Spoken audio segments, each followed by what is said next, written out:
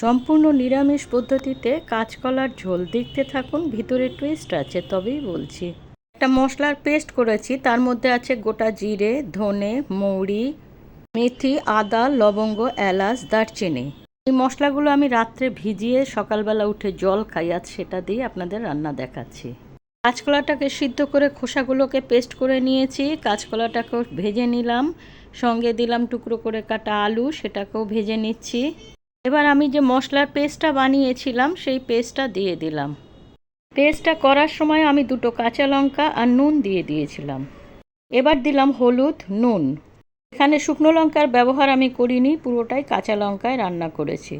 মশলাটা খুব ভালো করে কষে তেল ছেড়ে দেবে যখন, তখন ছোকলা বাটাটা দিয়ে দেবো।